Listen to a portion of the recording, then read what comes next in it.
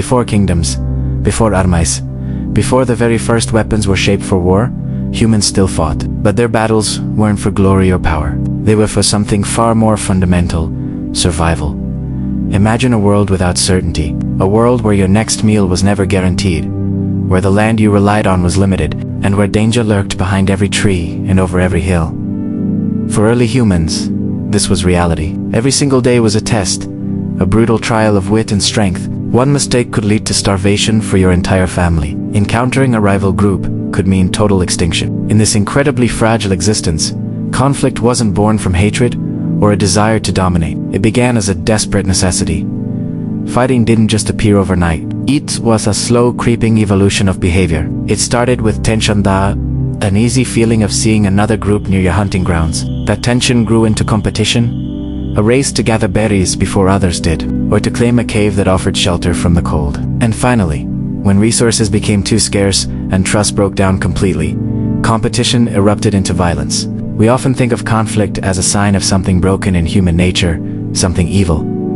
But the truth is more complex. Early humans fought because they had to. They fought because the world was a harsh place with finite resources. Protecting your food supply, defending your family, and securing a safe territory weren't choices. They were matters of life and death. Think about it. When another group threatens the only source of water for miles, or the herd of animals your children depend on for food, what do? In a world without laws, without diplomacy, the only answer was often to fight. These early clashes weren't grand, organized battles. They were likely small, chaotic, and terrifying skirmishes. But over thousands of years, this constant struggle for survival began to change us. It fundamentally shaped our behavior. It forged an unbreakable sense of group loyalty and us versus them mentality that was essential for survival. It also created the first leaders, individuals who were brave, strong, or smart enough to lead their group through a crisis. What started as small, desperate clashes between families or small bands of people slowly began to evolve. As populations grew and societies became more complex, so did the nature of their conflicts. Simple skirmishes grew into organized raids, and eventually into what we would recognize as war. This long, slow journey from survival-driven brawls to strategic warfare is a critical part of the human story. It's a story written in bones and stone tools. A story that tells us not just about our past, but about our present. To truly understand why nations go to war today, why conflicts erupt across the globe, we have to look back to the very beginning. We must return to those ancient roots, to a time when fighting wasn't about winning an empire or conquering a people. It was simply about staying alive. So, why did humans start fighting in the first place? It's a question that continues to fascinate and disturb us. The answer isn't simple, and it's not comfortable. It reveals that the capacity for conflict is deeply embedded in our history, born from the same instincts that helped us survive an unforgiving world. By exploring these ancient origins, we can gain a clearer perspective on the conflicts that define our modern world. Understanding where we came from is the first step toward understanding who we are, and perhaps building a more peaceful future. The first topic of our discussion is a world of scarcity. To understand why humans started fighting, we have to travel back in time, to a world very different from our own. Imagine a life without supermarkets, without taps for clean water, and without a guaranteed roof over your head. This was the reality for our earliest ancestors. It was a world of scarcity. Every single day was a struggle for survival. There were no stored supplies, no refrigerators packed with food. Every meal was a maybe. Hunting was a high-stakes gamble. A successful hunt meant the group would eat. A failed one meant hunger, weakness, and the gnawing fear that the next hunt might fail too. This uncertainty wasn't just about food. Water sources could dry up overnight. A sudden frost could wipe out edible plants.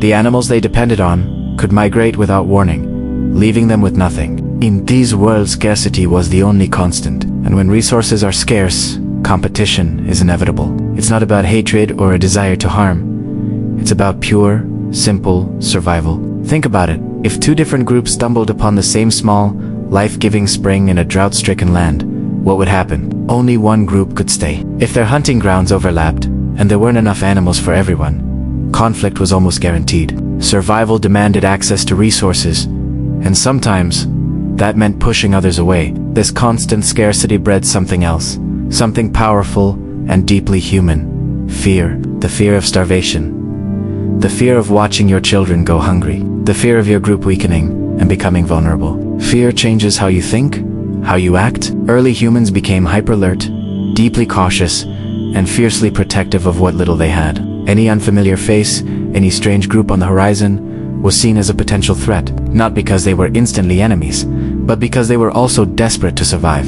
They needed the same water, the same food, the same shelter. This created a profound sense of us versus them. Over thousands of years, this constant tension built invisible borders around territories. Certain river valleys, certain forests, certain caves became ours.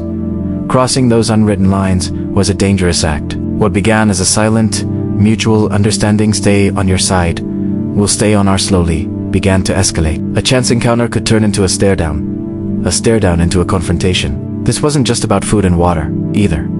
It was about security. Early humans were nomadic, or they carried everything they owned with them. Their tools, meticulously crafted from stone and bone, were their lifeline. Losing a spear or an axe wasn't just an inconvenience.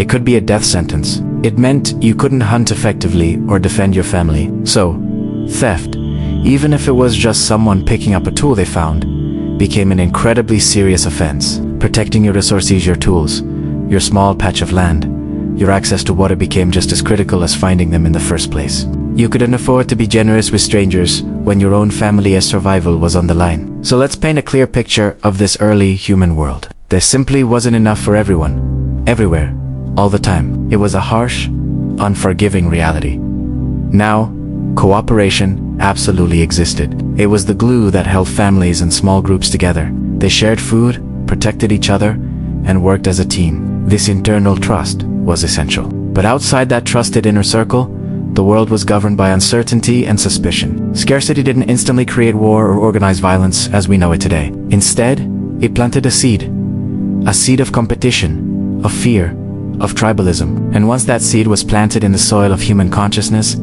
all it needed was a little pressure to grow. And that pressure came from the relentless, unavoidable competition for life itself.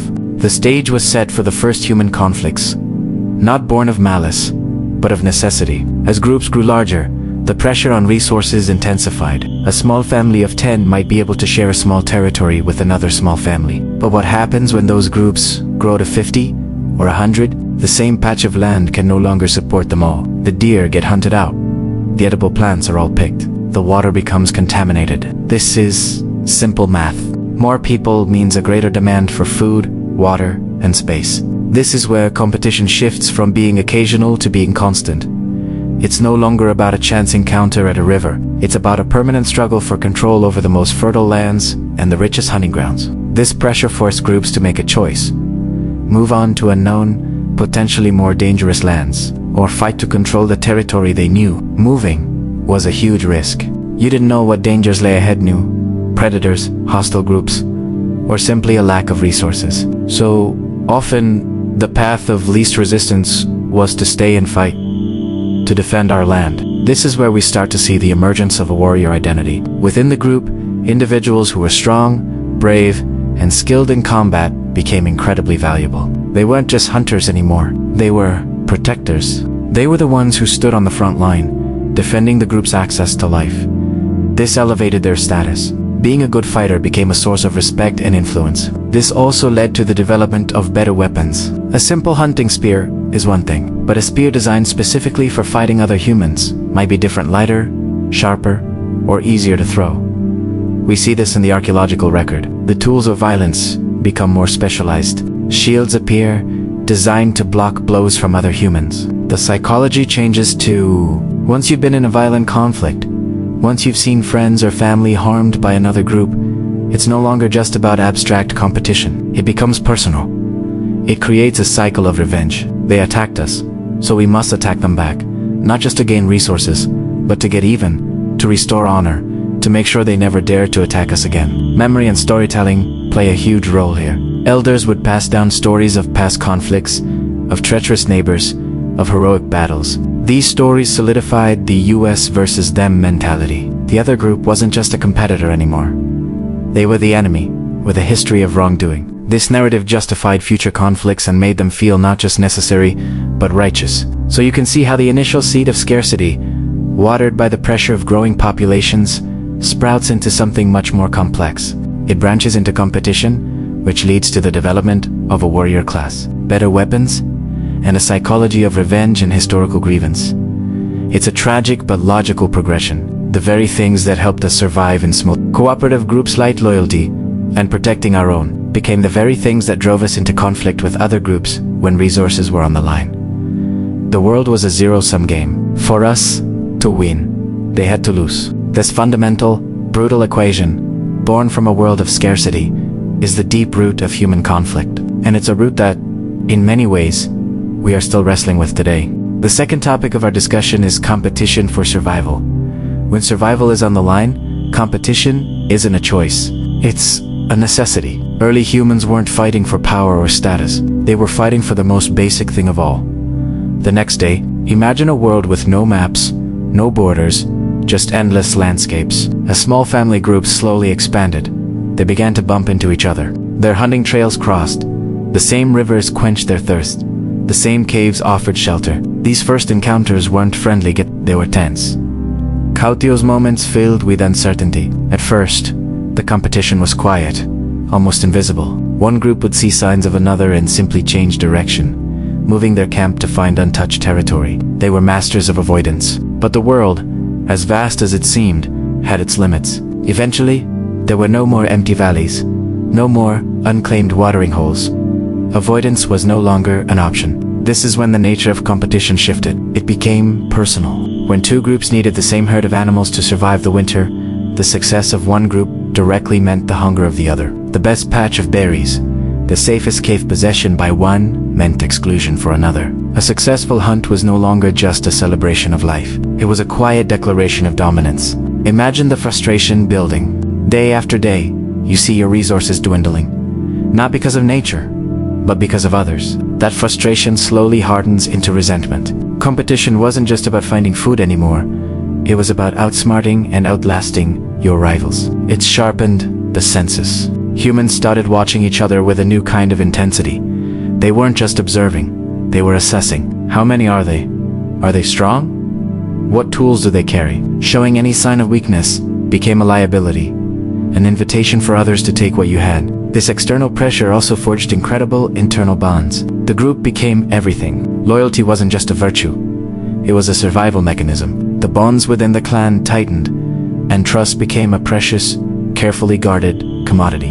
Anyone who threatened the group's unity, whether from the outside or within, was a danger that could not be tolerated. Your survival depended on the person standing next to you. As this constant, low-level competition intensified, so did aggression. But it didn't start with all-out war. The first signs were more like warnings, a kind of primal posturing. Intense staring contests across a clearing. Displays of strength, like brandishing a club or throwing a rock with force. Loud, guttural shouts, meant to intimidate and scare rivals away without shedding a single drop of blood. It was a high-stakes game of chicken, where the goal was to make the other group back down. But bluffs and warnings don't always work. When one group was desperate enough, or confident enough, they wouldn't back down. And that's when confrontation became physical. These early fights were nothing like a modern battle. They were brutal, chaotic, and terrifyingly risky. There were no rules, no grand strategies. It was pure, desperate survival. Injuries were almost guaranteed.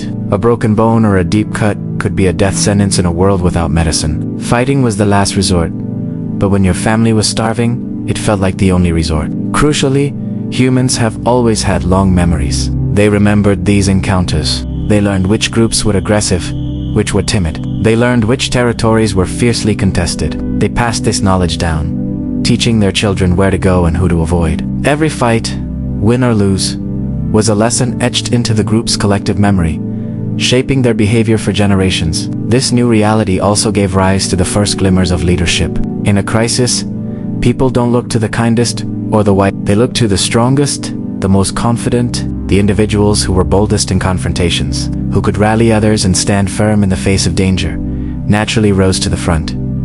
This wasn't leadership for glory or power. It was leadership for protection. The leader's role was to keep the group safe.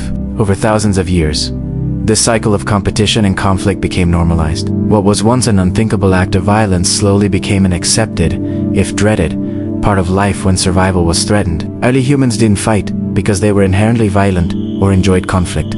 They fought because the alternative was extinction. When the stakes are that high, Violence is no longer an accident. It becomes a tool, a necessary response to a dangerous world. This intense competition for survival laid the groundwork for everything that came next. It wasn't just about food and water anymore. It started to become about something deeper: identity, territory, and the very idea of us versus them. The seeds of tribe and nation were planted in this ancient, unforgiving soil. The third topic of our discussion is protecting territory and family. As early humans spread across the globe, a new, critical realization began to take shape. Survival wasn't just about finding food and water. It was about defending them. Competition for resources was getting tougher, and simply wandering from one place to another was no longer a viable strategy. Something had to change. Early humans didn't have deeds or property lines like we do today. Their connection to the land was far more primal, more essential. They depended on familiar territories for their very existence. Think about it. A specific valley always had fresh water.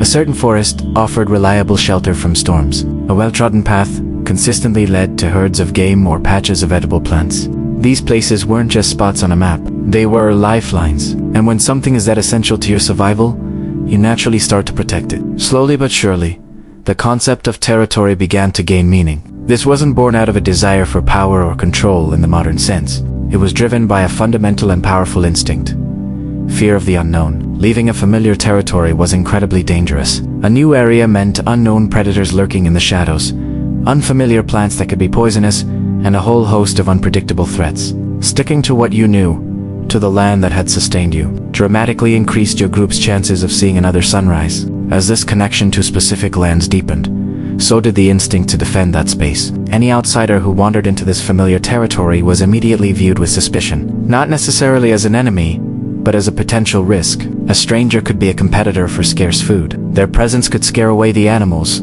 the group depended on. They could even carry diseases or lead other dangers right to your doorstep.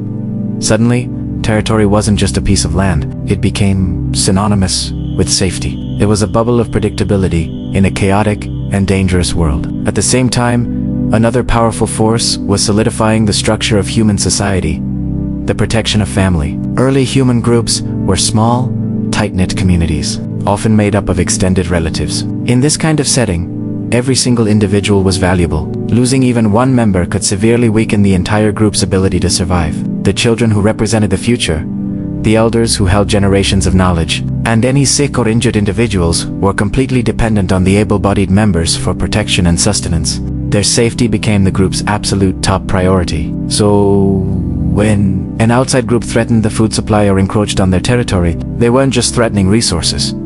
They were threatening the family, and that changed the entire dynamic of conflict.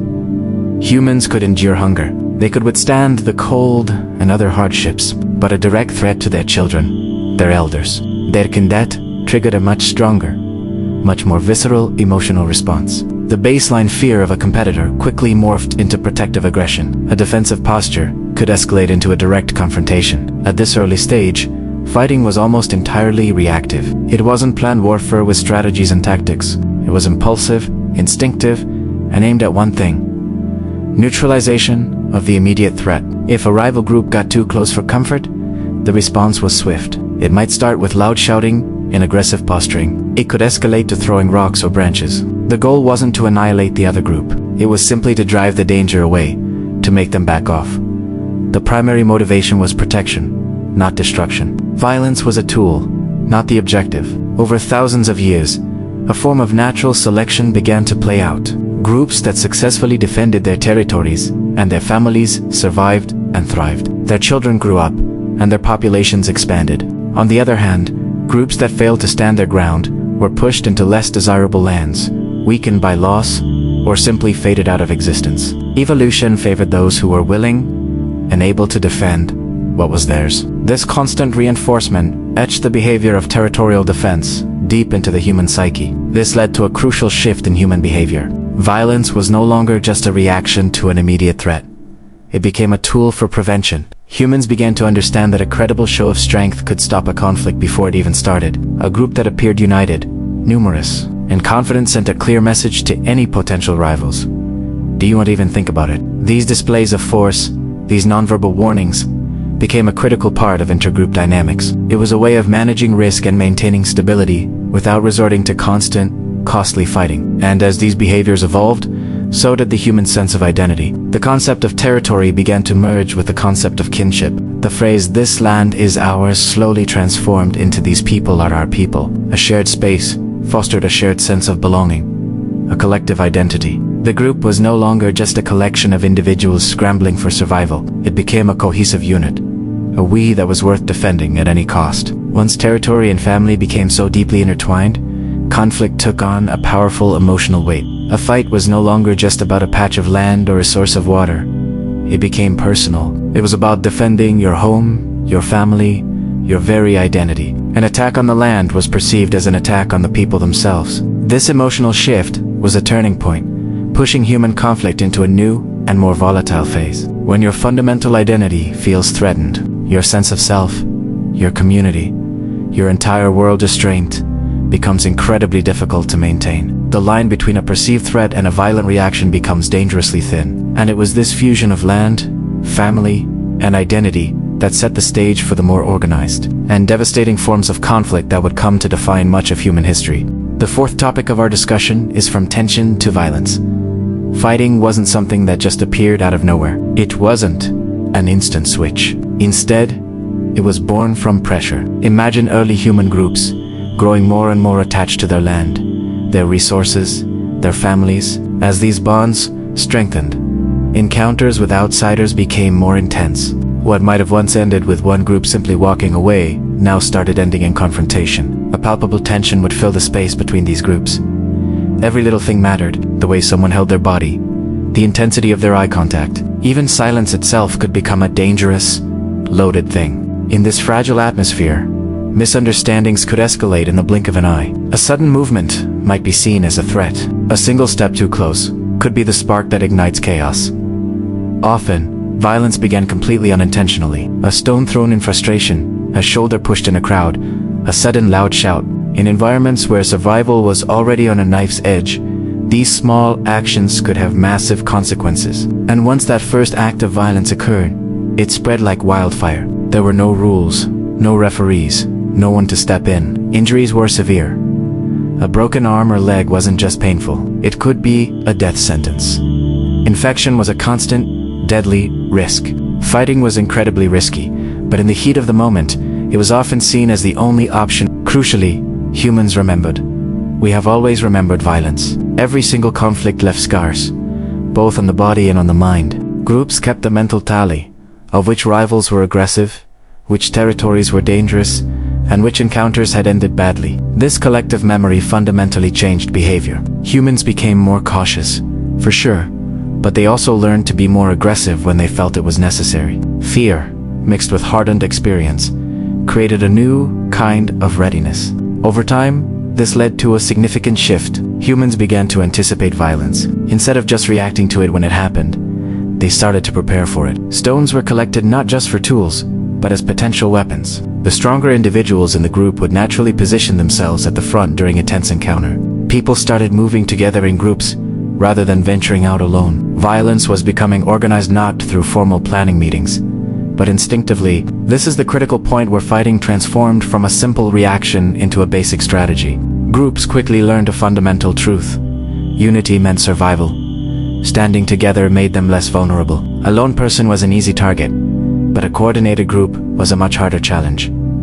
This new reality reinforced loyalty within the group. Anyone who stepped up to protect the community earned its trust and respect. On the other hand, anyone who hesitated or showed fear risked being ostracized. Social pressure became a powerful force, encouraging everyone to participate in the collective defense. This new dynamic of conflict also reshaped leadership. It wasn't necessarily the oldest or even the physically strongest who led. Instead, those who could remain calm and think clearly during a conflict naturally gained authority. Experience in a fight mattered more than age, and confidence was often more valuable than raw strength. Leaders emerged organically. They weren't elected. They were simply the ones people turned to and followed when things got dangerous. Now, it's important to remember that violence wasn't a constant, daily event. Most days were peaceful. People foraged, hunted, and lived their lives. But the possibility of violence was always there, simmering just beneath the surface. That constant, underlying tension shaped everything: behavior, communication, even the way people moved. Humans became incredibly alert beings. They learned to scan their environment constantly, to watch strangers with a careful eye, to instinctively assess potential threats. Survival demanded this heightened awareness. Over many generations, this state of readiness became ingrained, a part of our human nature. Fighting was no longer a rare, shocking event. Under certain conditions of threat, it became an expected outcome. This normalization didn't mean that humans started to enjoy violence. Far from it, it simply meant they came to accept it as a final, last resort option for survival. And once violence became an accepted response, it set the stage for something much bigger, something more complex. It paved the way for more than just spontaneous fights between small groups. Because when those groups continue to grow, when their territories expand, and when their identities become more distinct and rigid, simple fighting evolves into something far more organized and far more dangerous. It evolves into war. The fifth topic.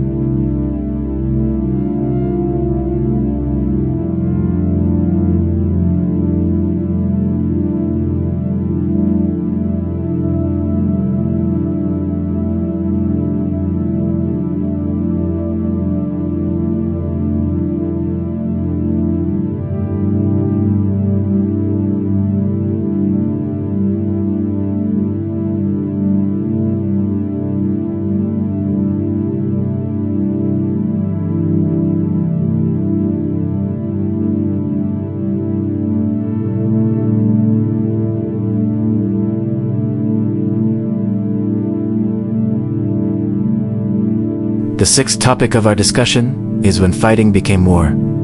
Have you ever wondered when simple fighting became organized war? It's a huge question, and the answer isn't about a single battle or a specific date. It's a slow, dark evolution in human history. Let's travel back in time, long before empires, armies, and flags, to understand how this transformation happened. In the very beginning, humans fought for one reason: survival. It was a chaotic, desperate struggle against nature, and occasionally against each other over a piece of food or a safe place to sleep. A fight was an immediate, instinctual reaction to a threat. You fought, you won, or you lost, and it was over. There was no plan, no strategy, just the raw will to live another day. These early humans fought to survive. But as human groups grew from small families into larger tribes, something changed. They started forming bonds, building communities, and identifying with a collective US. With this came a new reason to fight. To protecting your family, your children, your tribe. This became a powerful motivator. Fighting was no longer just about individual survival. It was about the survival of the group. This was a noble cause, a fight driven by loyalty and love. But this very instinct to protect would eventually sow the seeds of something far more destructive. As these tribes became more stable and successful, they started to expand. They claimed territories, hunted in specific areas, and gathered resources from particular lands. Suddenly, the world wasn't just an open space anymore. It had invisible lines, borders defined by habit and memory. And when two groups met, it wasn't just a random encounter. It was a meeting between us and them, at the edge of our land. Encounters became more frequent, and with scarcity of resources, they also became more dangerous. This is the critical turning point. They shift from protection to control. Instead of just defending when attacked, groups started thinking ahead. They realized that to truly protect their resources and their people, they needed to control the area around them. They needed to control their neighbors. Conflict was no longer accidental or reactive. It became planned. It became strategic. And this is when fighting truly began its transformation into war. Leaders within these groups began to prepare for fights in advance. They didn't just grab the nearest rock or stick anymore. They started crafting better weapons, sharper spears, stronger clubs, and eventually, bows and arrows. They studied their terrain, planning ambushes and defensive positions. They organized their people, assigning roles. Some would fight, some would scout, some would defend the settlement. Fighting was no longer a chaotic brawl. It had a purpose, a structure, and a goal. It was no longer just a fight. This was the birth of war. It's important to understand that early war didn't look like what we see in movies. There were no uniforms, no marching armies, no grand declarations. It started with something much simpler: coordination and foresight. A group might learn that attacking a neighboring tribe first, before they became a threat, was a form of defense. Proactive aggression became a survival strategy. Offense became the new defense. The cycle of violence had begun. Memory played a devastatingly powerful role in this process. Humans don't forget. A skirmish over a hunting ground wasn't just a one-time event. It was remembered. The names of those who were lost were passed down through stories. Grudges formed, hardening over time. A desire for revenge became a powerful cultural force. Violence stopped being an isolated incident and became a repetitive cycle. One attack led to a retaliatory strike, which then led to another, and so on. 4 generations. Once this pattern of repeated conflict was established, it became normalized. Children grew up listening to tales of brave warriors and treacherous enemies. Fear of the other was woven into their upbringing. Hatred wasn't something they learned from a single event. It was inherited, passed down like a family heirloom. War became more than just an action. It became part of a group's identity. We are the people who defeated the river tribe. We are the sworn enemies of the mountain folk. This sense of collective history and shared animosity cemented the role of war in society. This new reality of organized conflict fundamentally changed the nature of leadership. Leaders were no longer just the best hunters or the wisest elders. They became commanders, decision-makers of life and death. Their choices to attack, to defend, to form an alliance affected the fate of their entire community. Their authority grew immensely, centered around their ability to wage war successfully. The warrior became the hero. Alongside this, society's values began to shift. Physical strength and aggression became highly admired traits. Courage in battle was celebrated with songs and rituals. The willingness to sacrifice one's life for the tribe became the ultimate expression of honor. These values, intended to strengthen the group for survival, created a culture that glorified conflict. Instead of seeking ways to avoid fights, society created an environment where war was seen as a noble and necessary pursuit. But this glorification came at a terrible price. The cost of war was immense. There was the obvious loss of life, leaving families shattered and communities weakened. There was the psychological trauma, the invisible scars carried by survivors. And there was the sheer destruction: settlements burned, resources plundered, entire ways of life wiped out. History is filled with the ghosts of groups who disappeared, casualties of a war they couldn't win. Survival was never guaranteed, not even for the victors. So, if war was so destructive, why did humans keep returning to it again and again? The answer is tragically simple. In a world full of uncertainty, scarcity, and fear, war offered the illusion of control. It promised security through strength. It promised dominance over rivals. It promised that by eliminating threats, your people would be safe forever. Even when it failed, even when it led to more suffering, the promise of control was so seductive that humans couldn't resist it. It was seen as the only viable solution to the fundamental problems of existence. By the time humans began building the first cities and forming complex civilizations, war was already deeply embedded in the social and political structure. It was organized with professional soldiers and sophisticated logistics. It was justified with religious and political ideologies. And it was remembered, recorded in stone carvings and epic poems that shaped history itself. What started as a desperate scramble for survival had evolved into a history-shaping force of systematic violence. And yet, if you peel back all the layers of strategy, technology, and ideology, you find that the core reasons humans fight have barely changed. Fear of the unknown, scarcity of resources, the need to protect one's own, the deep-seated desire to belong to a group and ensure its survival. War was not born from pure, abstract cruelty. It was born from our most basic survival instincts, pushed to their absolute extreme in a world of competition. Understanding this origin doesn't justify the horrors of war, not for a second, but it does help to explain them. And if we ever hope to build a more peaceful future, we have to remember where it all began. Not on grand battlefields with waving flags, but around small campfires with groups of anxious humans, trying desperately not to disappear from the face of the earth. Thank you for watching. If this look into our past made you think, consider subscribing for more deep dives into human history and behavior. Stay curious.